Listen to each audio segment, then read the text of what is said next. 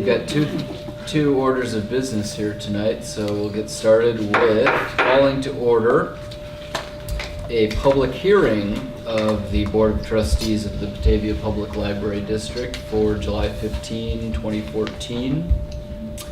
Can you call the roll, please? Sure. McGuire Popick. Here. Blodgett. Here. Beechman. Here. Von Moonen is absent. Jakubowski. Here. Sullivan. Here. Schuster here. Okay, we have a quorum for tonight's public hearing. Okay, so I believe I'm supposed to read the ordinance for consideration this evening. Possibly, I was going to a shorter script. Okay. So, so this is an ordinance approving and adopting the annual budget and appropriation for library purposes for the fiscal year beginning July 1, 2014 and ending June 30th, 2015. Section 1, this is a public hearing on an ordinance approving and adopting the annual budget and appropriation for library purposes for the fiscal year beginning July 1st, 2014 and ending June 30th, 2015. Section 2, in accordance with Illinois statutes, the library district published a legal notice of public hearing on Saturday, June 21, 2014. This notice was published in the Kane County Chronicle. Section 3, the ordinance in tentative form was available for public inspection for at least 30 days prior to this hearing at the reference desk and the business office of the Batavia Public Library during regular library hours. Section 4, if there is any person who desires to present testimony to the taxing district represented by this Board of Library Trustees, please step forward at this time. Okay, seeing no members of the audience present, I don't think we need to read the entire ordinance that we have before us here. So, do I hear a motion to adjourn the public hearing? So moved. Second. Moved by Jakubowski, second by Schuster. All in favor? Aye. Okay, our public hearing is adjourned. Thank you. All right, now our second order of business is to call to order the regular meeting of the Board of Trustees of the Batavia Public Library District for July 15th, 2014. Kara, roll please again. Oh, sure. McGuire Popick. Here. Blodgett. Here. Beechman. Here. Jakubowski. Here. Sullivan. Here. Von Moonen absent. Schuster here. Okay. And it appears I've forgotten the Pledge of Allegiance, so let's stand for that one. I pledge Allegiance to the flag of the United States of America and to the republic for which it stands, one nation, under God, indivisible, with liberty and justice for all. Okay. Didn't mean to forget that important element of our meetings. So I went out of order a little bit, so we've got our pledge and our roll call taken care of. Then comments from the audience is item 4. Seeing none, we'll move on to item 5, which is today's consent agenda. We have minutes from the regular session of June 17, minutes from the closed session of June 17, expenditures from June 2014, and the action item being an ordinance approving and adopting the annual budget and appropriation for library purposes for the fiscal year beginning July 1, 2014 and ending June 30, 2015, which was also the topic of tonight's public hearing. Do I have a motion to approve the consent? Would any trustee like any of these items removed for a separate vote? Okay. Do I have a motion to approve the consent agenda as submitted? So moved. Okay, moved by Schuster and second by Blodgett. Roll call, please. McGuire Popick. Aye. Blodgett. Aye. Beechman. Aye. Jakubowski. Aye. Sullivan. Aye. Schuster aye. Okay. Our consent agenda is approved. And now, item 6 is approving tonight's agenda. Any additions or changes to the agenda? Okay. All right, motion to approve the agenda? So moved. Okay. Second. Moved by Jakubowski, second by McGuire-Popick. All in favor? Aye. Aye. All opposed? Okay. Agenda is approved. Item 7 is a board education item today. It is a webinar called Getting Started with Edge. So I will turn this over to George, I suppose. Well, indeed, and I'll give a quick introduction, but Jim and Kathy are all set up to do this.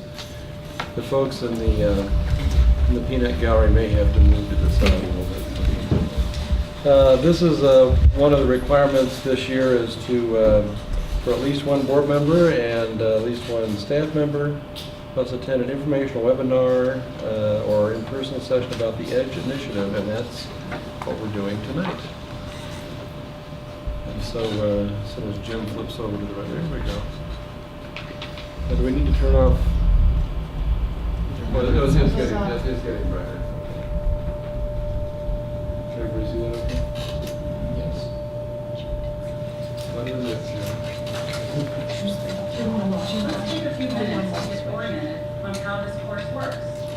The navigation features include Next, which advances to the next screen, Back, which goes back to a previous screen, and Closed Captioning, or CC, which will allow you to see the full audio script.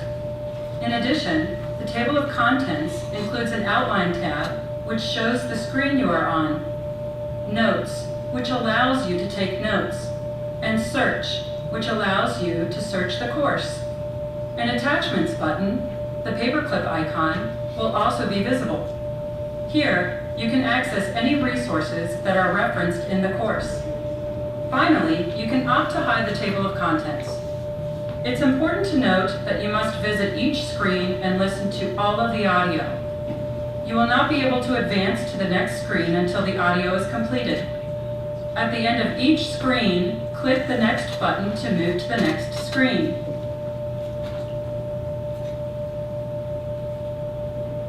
During this course, you will learn more about the EDGE initiative and how to complete the assessment. From registering for your account and gathering the data you need, to understanding your results, creating an action plan, and engaging your stakeholders. This course will take you approximately 15 to 20 minutes to complete. Let's talk about the EDGE initiative and how your library will benefit from participating.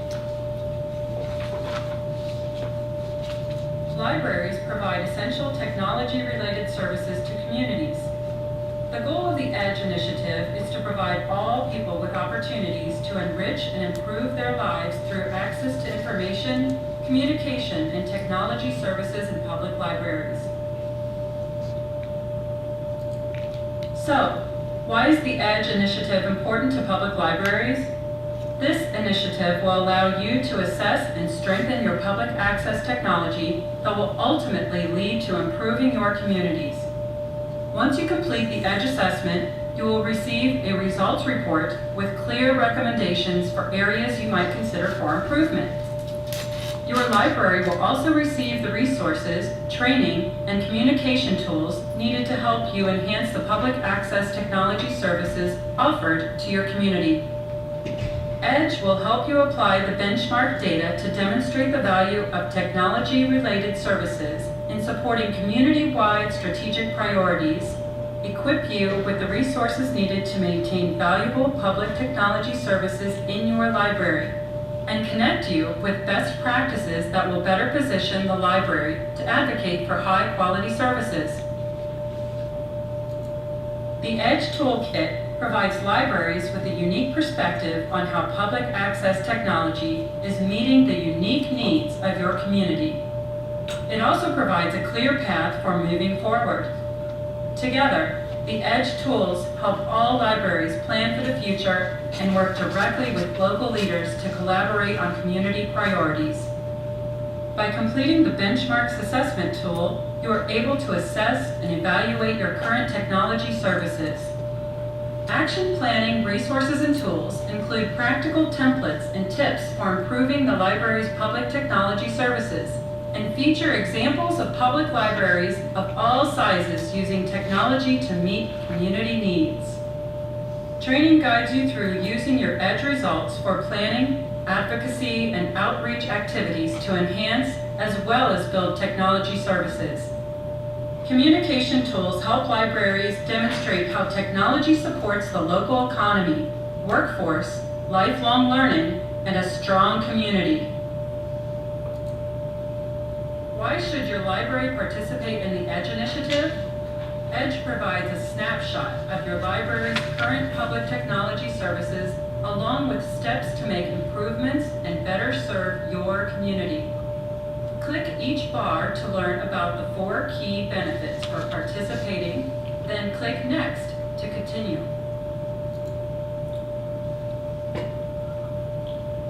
Gotta hit the little orange arrow on the right, Jim.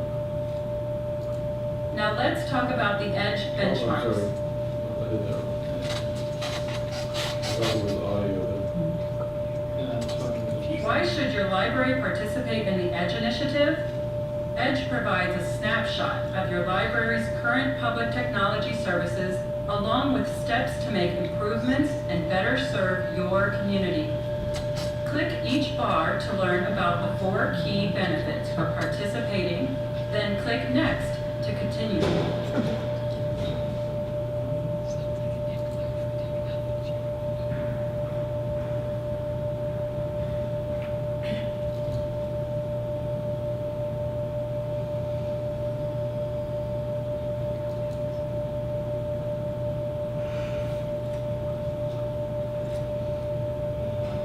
Now let's talk about the EDGE benchmarks. The EDGE benchmarks are the driving force behind the EDGE initiative. The benchmarks provide libraries with a system to assess and understand best practices for public access technology services and also identify ways to improve and take technology services to the next level. The EDGE benchmarks were developed with input from the library field, local government organizations, library associations, universities, and more. The benchmarks have been pilot tested in small and large libraries. In 2012, the New Braunfels Public Library, a small public library in Texas, pilot tested the benchmarks and used their results and the EDGE resources to shine a spotlight on the library. Since using the EDGE tools, Library Director Gretchen Pruitt has transformed the services the library provides for all users, and especially for those with disabilities. Having solid data to present community outcomes to her local decision makers allowed her to double the amount of bandwidth available to the library's patrons and create a strategic plan to address the technology needs of the disabled community. Let's take a deeper look at the benchmark categories.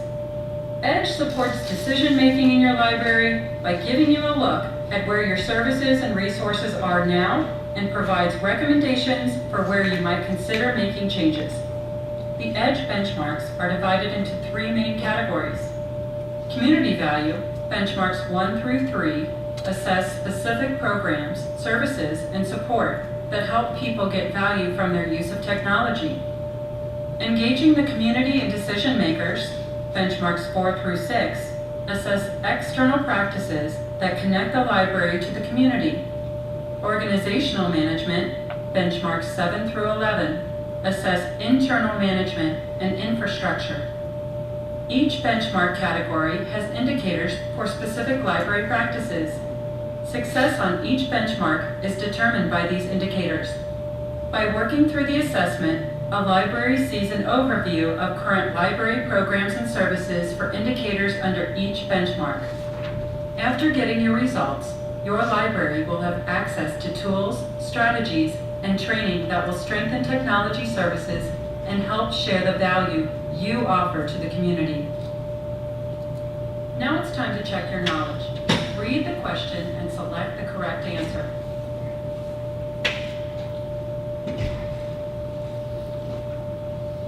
Anybody want to yell this? All right, Jim,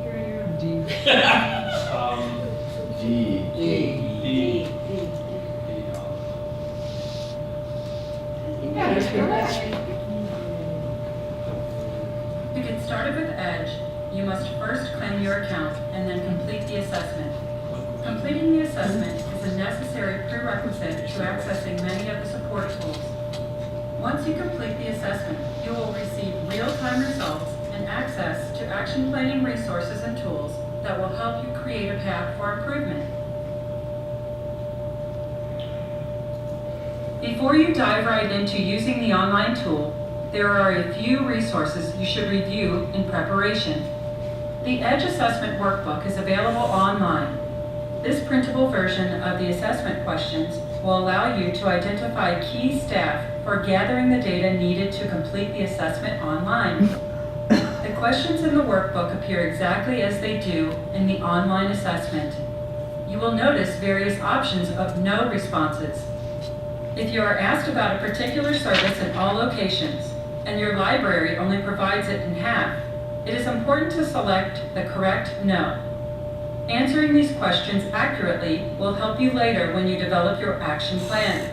There is also a glossary to clarify any questions you might have about definitions and meanings. The benchmarks cover many different areas of library services. Putting a team together from across the library can make the process run much more smoothly and ensure more accurate results. The workbook offers guidance on whose expertise you might tap as you prepare to assess. After gathering the benchmarks data with your team and reviewing the questions in the workbook, you are ready to complete the online assessment. This is a very simple process. First, visit www.libraryedge.org and sign up for an account. You will need to provide basic contact information about your library. Once you activate your account and sign in, you will be directed to the assessment dashboard. The dashboard is your assessment home and will guide you through the process. Each library system will need to review and confirm information about their locations. We've imported the most current IMLS data to pre-populate these fields, but libraries will need to verify and update wherever relevant. Completing the assessment should take approximately 1 hour, and you do not need to complete it in one session. Your responses are saved automatically. You may leave the site and start where you left off when you return. So, take your time. Accurate results are critical to determining your EDGE results. Please be aware that all questions in the assessment must be answered before the results can be scored. The questions are organized in 3 strategic areas: community value, engaging community and decision makers, and organizational management. Once you've answered all of the questions in the assessment, you must click the Next button. Your results will be calculated and you will be returned to the dashboard. Take a moment to congratulate yourself on your progress so far. Once you've submitted your assessment, you will receive your results report, including the answers that you provided while completing the assessment. The report can be downloaded and saved so that you can share them with relevant stakeholders. Your results reflect a measure of your current services and should be used to identify improvement opportunities for your library that are anchored in your community's strategic goals. These recommendations are provided based on your responses to the assessment in order to enhance services. Select the recommendations that are appropriate to your library. After you've reviewed your recommendations, you should access and begin to develop your action plan. Your action plan will help you communicate to staff and other partners the concrete actions your library will take to improve access to public technology services for your community. It should be shared with staff to help meet daily, weekly, and monthly targets. Finally, let's talk about how you can apply your EDGE results. The EDGE Toolkit is filled with useful, scalable tools that give libraries a unique view into what's working and where there is room for improvement. The tools and training available will help all libraries use their EDGE results to plan for the future and work directly with local leaders to achieve community priorities. There are many tools and training that will be available after you complete the EDGE assessment. You have seen the online elements that make up the EDGE Toolkit. These are designed to be used on demand to meet your library's needs. The EDGE Toolkit includes the assessment tool to collect and report library data on the EDGE benchmarks, action planning resources and tools for help in achieving benchmarks, including examples from libraries, training which will help you to meet your goals, and communications tool to help you present results and outcomes to key community leaders. Sharing your results and plans is a key EDGE activity. Please utilize the tools available to help tell your library's story. The executive tools are provided to help you present your library's community outcomes to your stakeholders. The executive tools consist of a slide presentation and a one-page leave behind you can create to share your results and outline your action items for your stakeholders. We have included a sample leave behind and PowerPoint presentation you can refer to when you are ready to create your own. We've also included a downloadable guide to help you. Again, the executive tool is critical in showcasing your results and action plan to your stakeholders. Here are two examples of the value of the executive tool to our pilot libraries. The Sacramento Public Library, which is a large urban system in California, was an EDGE pilot library. After receiving her results, Deputy Director Denise Davis used the executive tool to present annual priorities to the library board. The board chair asked Denise to provide 6-month updates on the progress of her action items. Another early adopter is the Miami Public Library in Oklahoma. Library Director Marsha Johnson got excellent feedback on her PowerPoint presentation slides and the leave behind. This library has increased staff training and developed strategic goals based on their EDGE results. The EDGE training is designed to help you use your library's benchmark results to support planning and activities in 4 areas: assessing your community's needs, building public access technology, strengthening your library partnerships, fostering your library leadership. Each course is 90 minutes long and delivered via a live webinar. You do not have to take all 4 courses. Pick the topic that aligns with the strategic priorities you identified during the EDGE assessment, or encourage members of your staff to attend a session related to their job. EDGE training is open to any staff members whose library has completed the EDGE assessment. Click each tab to learn more about each training course, and then click Next to continue. Let's check your knowledge one last time. Read the question and select the correct answer.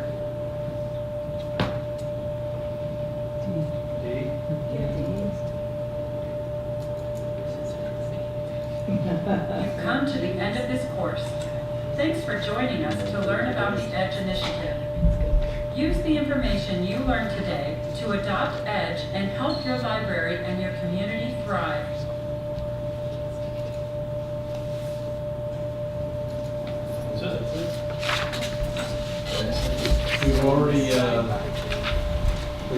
I've already gone in and signed up the Batavia Public Library on this site. The Illinois State Library, using grant money, basically paid whatever the membership fee is for several years for all the public libraries in the state. So all of this is free to us. Okay. And over the next few years, there will be several different per capita grant requirements related to this. This year is very simply signing up the library, printing out the assessment handbook, and learning more about it like we did tonight. Next year, one of the requirements will be to actually complete the assessment tool, although we doubtless will be able to complete that before, next year. We can do that anytime we want to. So. And we'll see where it takes us. Okay. So it's a multi-year process, in other words. Well, I think that we'll have access to it, I think, for 3 years, all the libraries in the state. And I guess we can see how useful it is and how it helps us and what we can get out of it. So is some of it a little redundant possibly with what NIU is doing with their community survey? I believe that some of this is in fact related to community surveys to SWOT analysis to various tools like that. Strategic planning in Yeah, general. Yeah.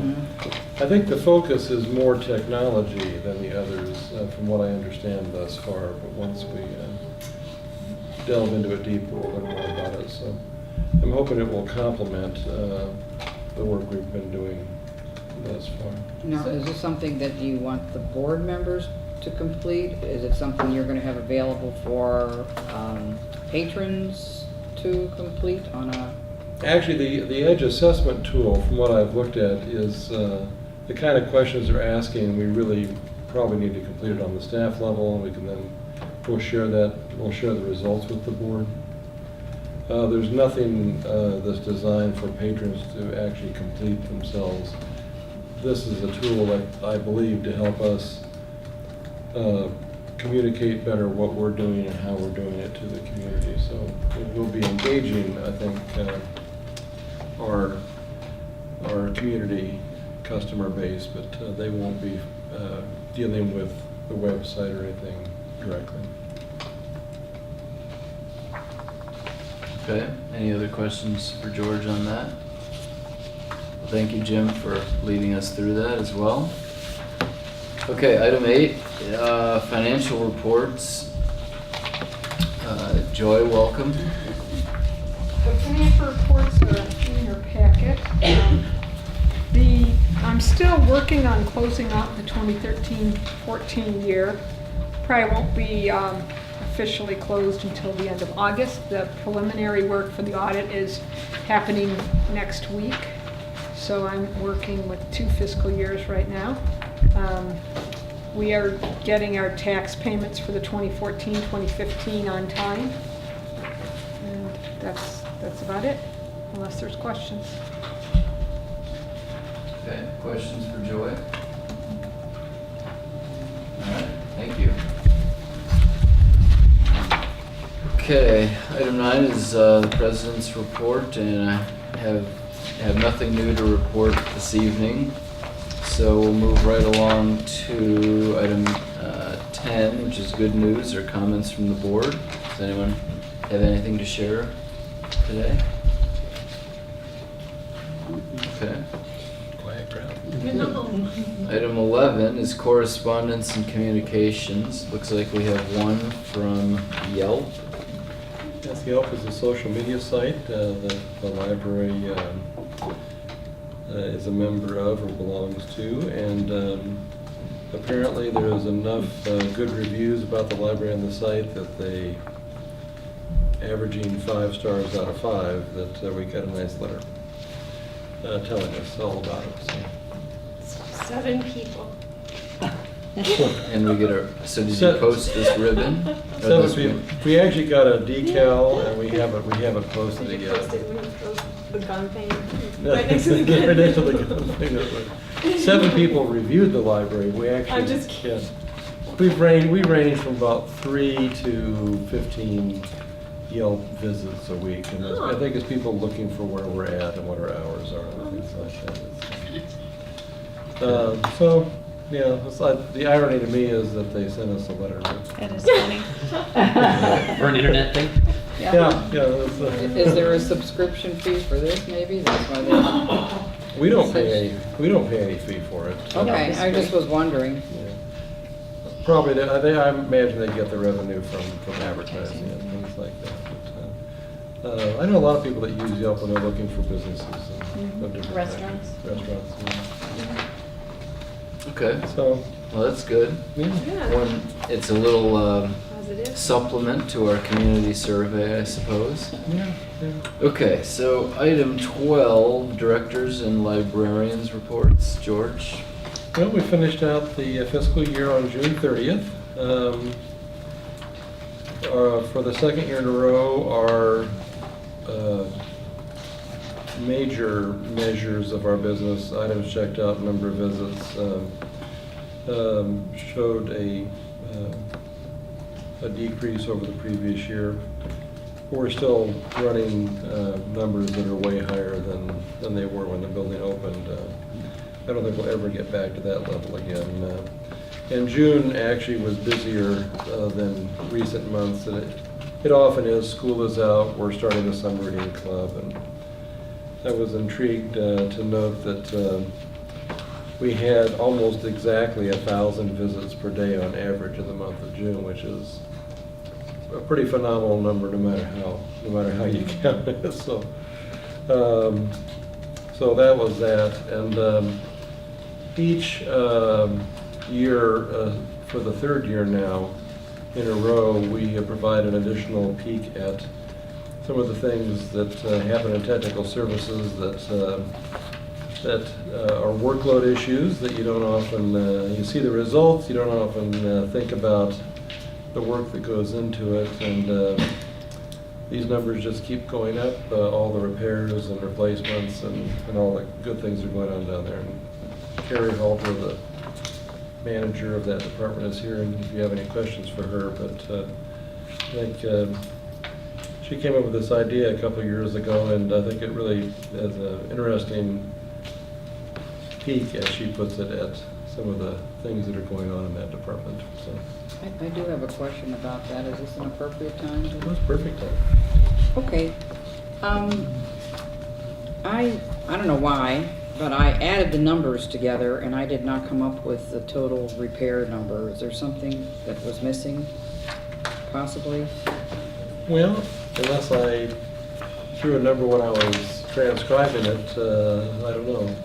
I added columns B and C, and I did it twice. Yeah, my total for B came out to 7308 versus 7534, and my total for C came out to 7622 versus 7650. Well, And they're not significant numbers. I just was curious as to why. Well, and I'll tell you, all these numbers are not done by the computer. They're hand swipes by a volunteer or multiple volunteers. Uh-huh. So the numbers are more just an overall idea of what we're doing as far as more than exact numbers. So it's more a picture than an exact amount. It's just an idea to give you an idea of what tech does besides cataloging, besides getting the new books out. This is a significant part of our time, and so I just wanted to give just kind of an overview. I really don't worry about exact numbers, but I can work on that for next year. well, Carrie gives me this, and I transcribe it into the director's report because it isn't easy to cut and paste the columns she gives me. And I would suspect that I transposed a number somewhere in the column. We can double check. Well, yeah, I can go back and look and see if I left a row out or something when I was posting it. Do you feel like the items that we have to repair, I mean, it's gotten easier, or, I mean, when you look at the data, you want to look at it for analysis purposes, right?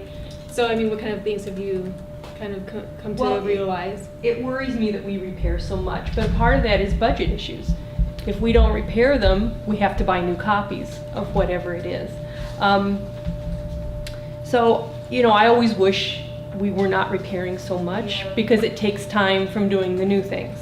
But there's ways. We've gotten a new machine to repair bindings. The foundation provided funds for us, and that has really cut down. We actually have a volunteer that is doing some of that binding repair. We have a volunteer that does all the AV repairs.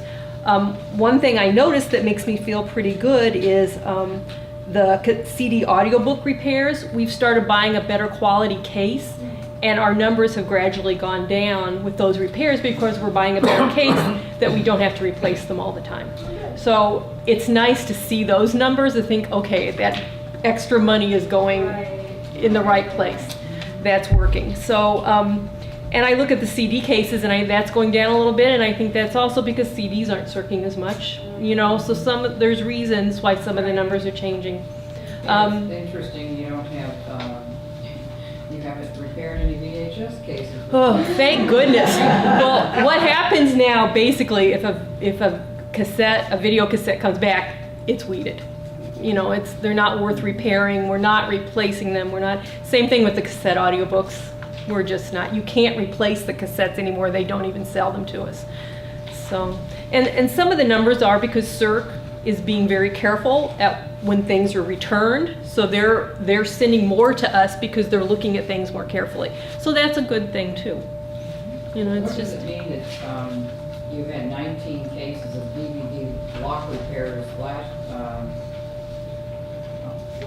1 year, Mhm. and then it like quadrupled almost? I don't know. And I would actually expect that to be less because we did all that the replacement of the TV series. So I actually was kind of expecting for some of those numbers to go down because we completely replaced cases. So some of those bad, I don't know. I looked at that number and I was trying to figure it out and I have no idea. So it'll be interesting to see next year, you know, Right. but again, they're not expensive, so I don't worry so much about locks as I do some of the more expensive cases would worry me a little bit more if those numbers kept going up. Could it be the automatic checkout, patrons not quite getting it open and then getting home and And trying to open them trying to get it the rest of the way maybe? Well, and sometimes we don't even have to replace the lock. Sometimes they get sticky, like if someone spills their drink, and we can sometimes just wipe it off and get the stickiness off rather than completely replacing the lock. There's all kinds of things come downstairs.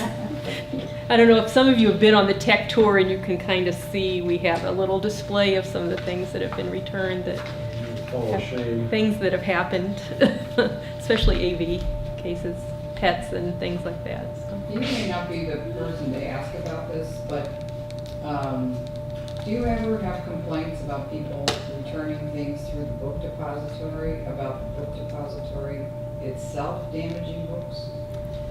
Water damage or anything like that? Well, and yes, we do sometimes get those complaints, but sometimes those complaints, the only thing in the book drop that's wet is that one thing. It's not everything in the book drop. And we do watch it. We were having some problems in the past where water was getting in, but we watch it now when there's a heavy storm to make sure it gets closed all the way. But it hasn't happened for a Well, I while. had a neighbor talk to me about this Yeah. issue. Okay. So Well, I mean, I'm bringing it up, but. yeah. I know we have looked at, I think part of the master plan, isn't it, is redoing some of the book drops, I We're believe. doing the drive-up one. Mm-hmm. A number of years ago, we had an issue with water wicking in around the edges, but we did Mhm. some, we've added hoods and we've done some caulking, and unless the rain is blowing right at the wall, Right. we don't have really the problem we used to No. have. But, Pam has reported, sometimes the books come back in the lake bins and they'll have been damaged by water. Mhm. And in a case like that, we don't usually blame the patron for it. And if there's a lot of books or items that got wet because of a torrential downpour, we tend not to blame the patron who had it checked out. But I have heard of cases where there'll be like one thing in the book drop that is really wet and everything else around it is dry, and that sometimes people admit they dropped it in the bathtub when they were reading it.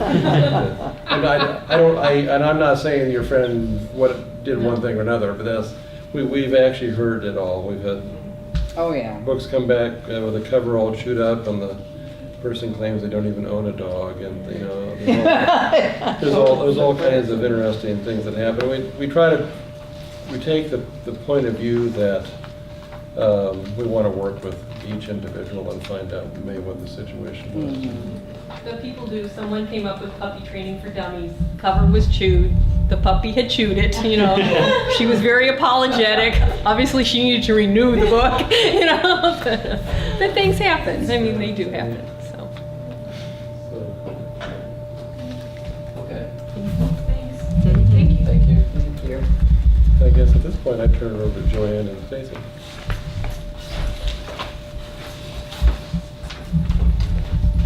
Well, we're in our final 3 weeks of summer reading club, but we have over 2,100 children registered, and many of them are coming in on a regular basis to record their reading progress and collect prizes.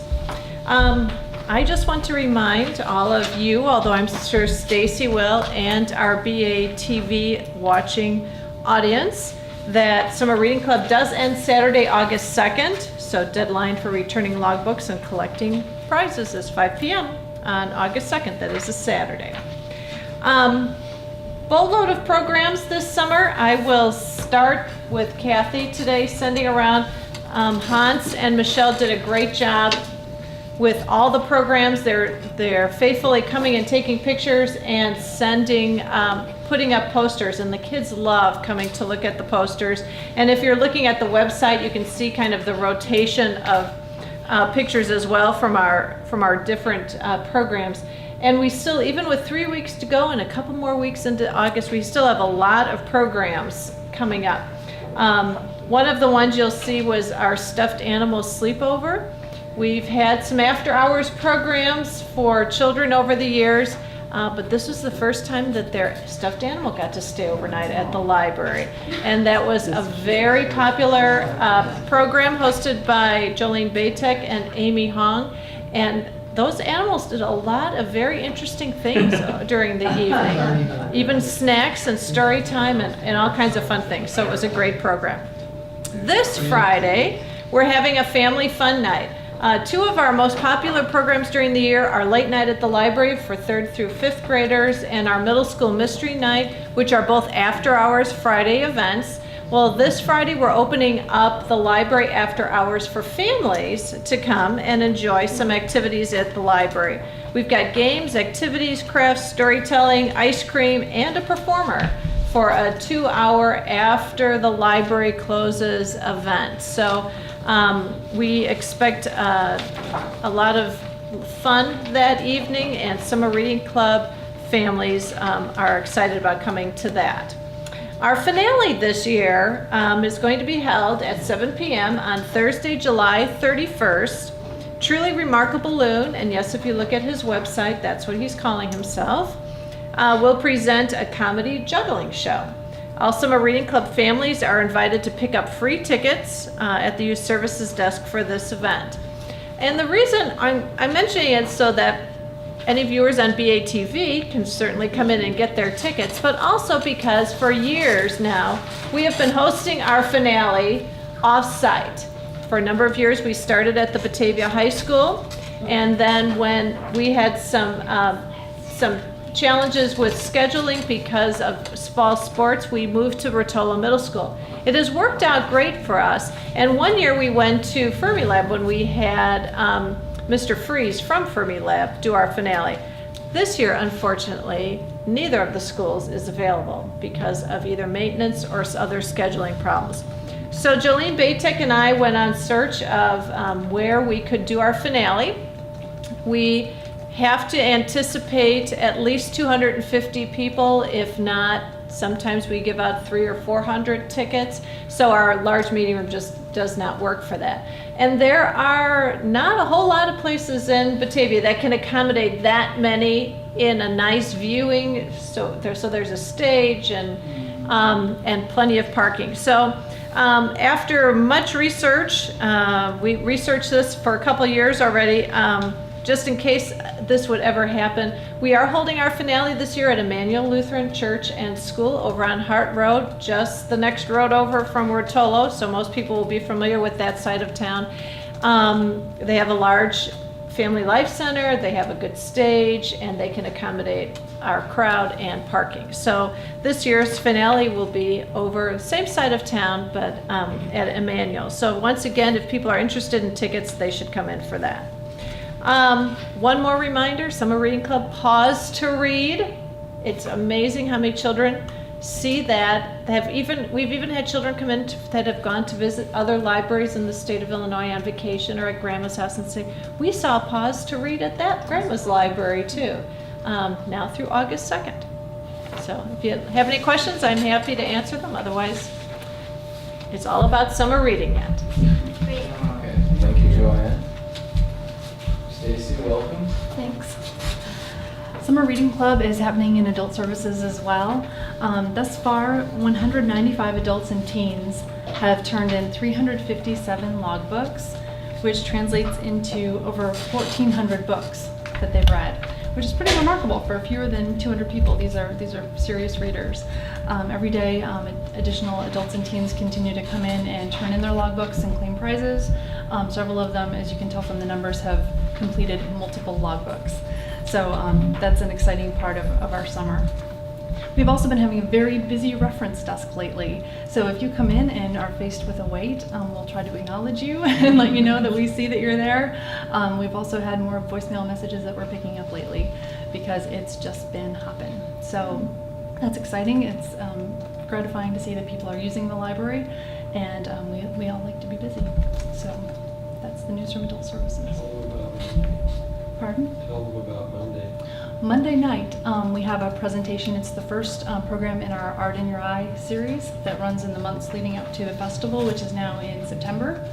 So Monday, August 21st at 7 o'clock in the large meeting room, we're hosting a program called the Monuments Men. It's about the unit from the Army that did all of the activities that are described in the movie that's been in theaters.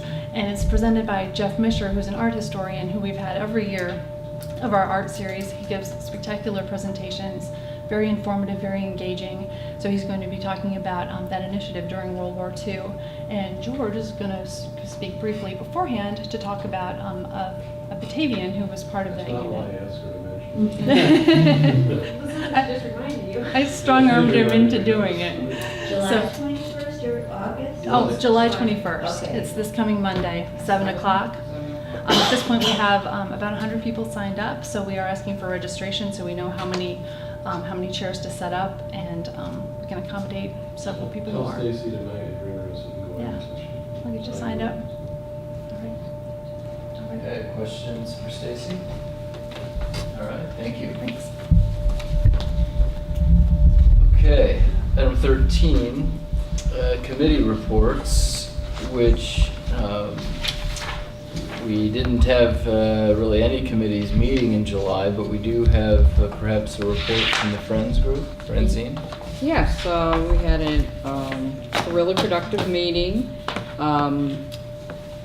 Since the meeting, I got an email follow-up that the Friends, one of the July 5th book sale, which they were a little worried about being a holiday weekend, they made over $1,100 Wow. in sales. So it was a real hit. So they were really excited about that. They also,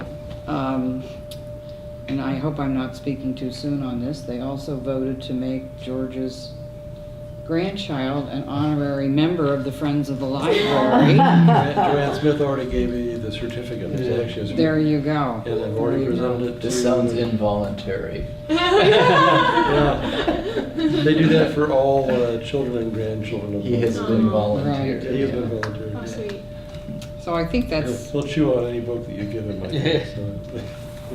so they were a little worried that the sales were down, but I think they had a blowout July 5th, so they're very, re-energized, let's put it that way. So that's about it with the Friends.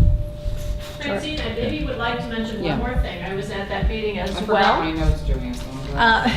I brought mine just so I wouldn't forget. I think they would for sure like me to mention the August sale that they're having.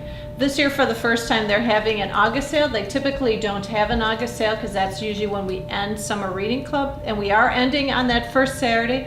So they are having an August sale the second Saturday of August, which is August 9th. And they are going to do a big kids book sale that day. So they'll be selling 4 children's books for $1. For children and YA books, I believe, and even videos and CDs and things like that. So anything kid related is going to be for $1. So they're very excited about that. They have kind of a lot of things in their juvenile area, and they think that this will be a great way to kind of reduce some of their inventory. So August 9th, a special Friends book sale. Thank you, Joe. I have a question for perhaps Francine or Joanne or whoever knows the answer. I see around town some like temporary signage that says a Friends book sale is happening this coming Saturday. Do they, I guess, who puts those signs up and how do they decide where those signs go and who gives them permission to do all that? Roger Palmer puts those up. Okay. And I think over the years, and this goes back, I think when they were still holding the sales upstairs, they identified key locations around town, some of which they're not allowed to put signs on anymore. But the Jewel has been very accommodating in some other sites, and so In the post office. yeah, Roger, I think, has made arrangements with those organizations to put up those signs, heavy people traffic areas around town. And so, but it's almost 100% Roger Palmer doing that. Okay. There's a lot of legwork in getting all the Right. Yeah, he has one seriously permission and dedicated everything. volunteer. Yeah. Okay. And George, I hope you've gotten your Born to Read bag. Actually, New I grandson. got it, only have to give it to them at the baby shower, so All right, just checking. they were very excited. So. Okay, 13G is Link. George, anything to report there? Well, Link is heavily involved in two initiatives. One is a strategic planning process, sort of where are we going and how are we going to get there. So I'm immersed in strategic planning things everywhere I go now. And the second was we have several new administrators, two in the last month or two from West Chicago and Geneva. In the last year, also two others in Itasca and St. Charles. And so there was a thought that maybe it's time to talk about how we conduct our business. And so last Wednesday morning in Itasca, we had a facilitated session with a really, really good facilitator on sort of how boards work and decision-making processes and things like that. So it was one of the better sessions. And the woman who facilitated the session actually works for the American Library Association and did a really good job. So Link, that's the primary focus. The other business as usual. We're not too far from this fall with the budget planning process and things like that. But mainly it's sort of internal housekeeping things right now. Okay, thank you. Questions for George about Link? All right, 13H is BATV. Kara, your maiden voyage on a BATV report. We Yes, look forward thank to you. it. Well, I mean, Jim did a great job of transitioning me into the role of representing the library for BATV, and I've gone to 2 meetings, and I have to say I'm still trying to navigate that a little bit. But some of the things that I could report on are that they are continuing to try to create their own programming, that local programming, in order to get people to watch more, I think. So that's what they're kind of focusing on in order to improve their marketing for that place. But then the other thing is they're working on getting more capital funding, I think, through Comcast. So they're kind of in some sort of negotiations with that sort of thing. The franchise agreement is up right, for the renewal. franchise, So. yeah. So those are the 2 main areas of Okay. discussion at this point. Okay, thank you. You're welcome. All right, item 14, future agenda items. I think we had a report in our packet about this. Gives you a snapshot of the next year. Okay. But Any questions on these items? All right. And then we have item 15, which is a resolution declaring selected library furnishings, furniture, equipment, and supplies to be surplus property. So George provided in this memo actually an attachment, which is a list of all the items that we are declaring surplus. Not a whole lot to say about that, I suppose. it's on the regular agenda because there were no committee meetings in July, and typically, again, on the consent agenda, a committee has to forward it to the board. So about once, maybe twice a year, we bring a list of stuff that we no longer need to the board, which we're required to do by law. As you can see, it's quite a varied and eclectic list. Many items on it are not in the world's greatest condition. The 0 means they're unusable, 1 means they're poor. So, but we are required to get board approval to declare these surplus property. My thanks to Jim and Jeff, who basically put the list together, and then the various department heads review it to see if there's anything that needs to be added or deleted. So. And then do you just pitch it, or how do you? Well, we actually, in the memo, we spell out there's several approaches we are allowed to take, and it varies according to the item, actually, but we sometimes will do a public sale if we have some good stuff. We've been known to use eBay, which has not been super successful for us, but we've tried that. We're allowed to donate items to other tax-supported libraries or library systems or other units of local government. That's not often been a good avenue for us because other libraries don't want this stuff anymore. Right. We have recycled things in the past, and things that really are unusable and cannot be recycled, as a last resort, we will discard them. You know, there's the new place in Batavia, it's called Salvage My Heart, or Salvage, so, you know, like where oh, yeah, at the end. Yes. I don't know, I mean, it sounds like they want to make sure things that they are reused. Right. So I don't know if that would be a...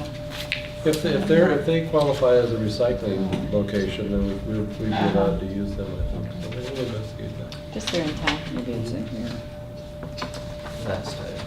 under future agenda. And Yeah. is this usually paired with buying new There it or is. replacement items, or Not- is it? not brand new? necessarily. Okay. Sometimes we've already, in the case of like book trucks or paper cutters, for example, some of these are like ancient and decrepit items that have sort of been floating around for a Haven't long really been used. 3.5-inch floppy. Yeah, so I was just looking at the 3.5-inch floppies. There you go. Like, Yeah. so some of the bookends museum. actually came from They're in good the old condition. library. Yeah. In fact, when I saw that one, I thought you should make sure that any information is cleared. You know, These are unused. I think. Unused. Yeah, Yeah. The floppy disks, I think, Are unused? aren't they unused? They look unused, yes, they look brand new. Okay. All right. IBM correcting ribbons, which Yeah. Oh, my God. we think we actually still have IBM correcting selector typewriters for use in the office and by the public. And a surprising amount of use by the public. I mean, not daily, but a surprising number of people still use typewriters. I saw a mother teaching her son to type one day in there. I thought that was interesting. Keyboard skills. But the ones that are in here, the correcting tape, we believe, I think they tested them, they're unusable. They're damaged somehow. They're not for our typewriters. Well, that's a good reason. So, Okay. yeah, a lot. It takes a while before things get onto this list. The desktop magnifier, we actually own a couple of those, and this is one that we will not use. We actually have one for the public. The people with limited sight can actually use these to read books or read letters from relatives and things. So, all kinds of interesting things on here. Okay. So I'll entertain a motion on this item. Anyone? I move that we advance the resolution. Okay. Moved by Dietrich, Oh, second. second by Schuster. Do we need a roll call on this? It's not technically financial, so probably not. All right, all in favor? Aye. All opposed? Okay, item 15 is approved. Thank you. Now, item 16, next meetings and events. You can see before you some upcoming items or events. And then I'll entertain a motion to adjourn. I just have one question. Okay. I was not able to come to the June board meeting, and I did show up for a July facilities committee meeting, of which there was none. So I was just wondering, do we have a process of, did I miss something indicating that we did not have a July meeting? I We announced it in July. We announced it in June that we weren't going to have one. I will say that often, usually when I announce a monthly schedule each month, because we weren't having meetings, I actually didn't, and I apologize for not doing that. I'll try to remember to send out a schedule even if there are no meetings. Email us? I tend to He did, email but them. it might have been after the meeting. Oh. Right, Yeah. right. I realized that I hadn't sent out a July notice because there were no committee meetings, so I sent one out for the board meeting. But I think at the June board meeting, it was announced there wouldn't be a July. But I wasn't here in June. So. It's Therein also, lies the problem. for future reference, on each committee agenda under next meetings or events, it actually notes whether there is a meeting or not as well. So that's just for future reference. In the In the package packet that we get. that you got in the mail for the committees. Yeah, we this mail- is what I got. This was in Dropbox. Was this meeting? Right, but I mean, the committee packets that we send out each month, June or May or whenever we always put the next meeting or two on the next meeting Okay, schedule. well, I perhaps missed it then, but thank But I'll- you for. But I apologize for It's not close to sending my out an house, email so it notice. wasn't a big deal. but- Yeah, Okay. I'll remember to do that next year You've for had a lot July. going on, George. Yeah. Okay. Now can we move on to a motion to adjourn? I so moved. I Okay. second. Moved by Blodgett and second by McGuire-Poppick. All in favor? Aye. Aye. We are adjourned. Thank you.